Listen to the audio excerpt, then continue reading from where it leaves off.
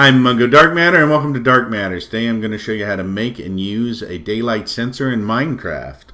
So let's go to the crafting table here first.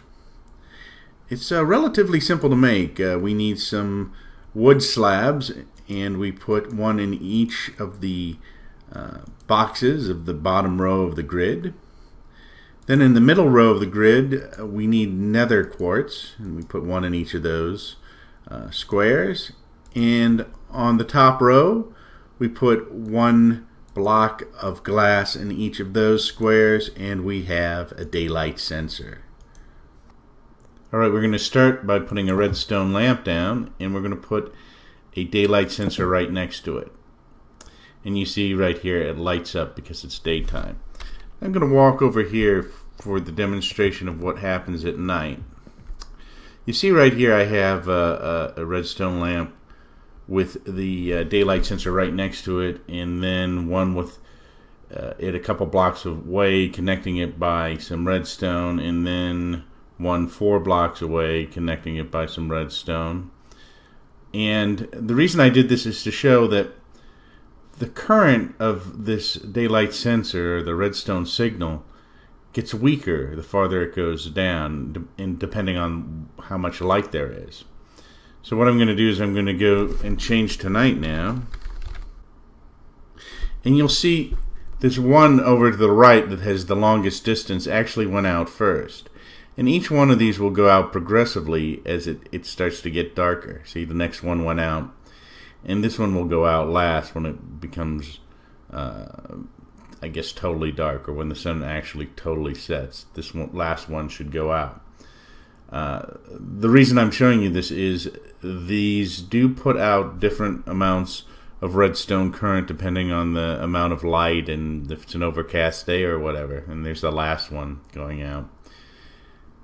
So the closer they are to whatever you're trying to power, the more power they'll have and the longer they'll last, or the longer it will be before they go out as it's getting darker.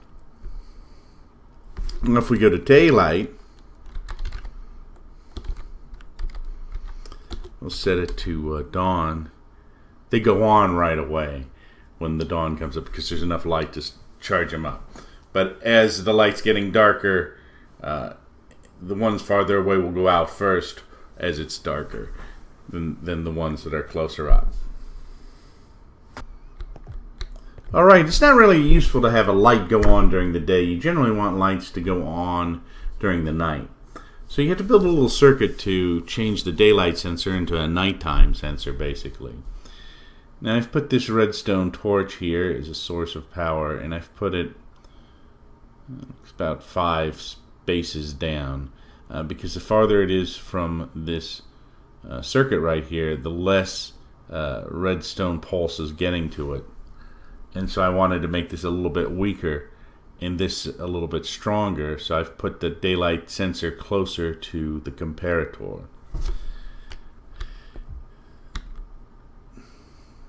Now to get this to work right, I actually had to right click on this thing right here and get the switch to pop up, and then it works correctly.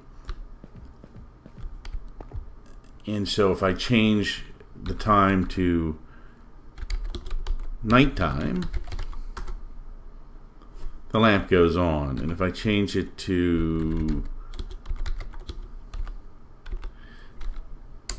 the daytime, it goes off. Now it won't go off right at dawn. It has to get a little brighter out for this to work the way it's set up here. So you need to really mess with this comparator, and you're probably going to have to pop this up. It actually, even if it's down with this particular circuit, it will eventually go off, but it seems to take a little longer. So it seems to work best with this up, and it's just the way it's comparing the values that it works better. So that's something you have to experiment with, because it depends on the value of the redstone pulse that's coming from each side. And so you want the torch a little farther away and the daylight sensor a little closer up, and it will work faster.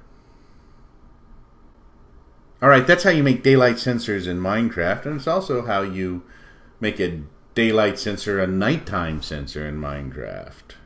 I'm Mungo Darkmatter, and this has been Dark Matters, and whatever you do, enjoy playing Minecraft.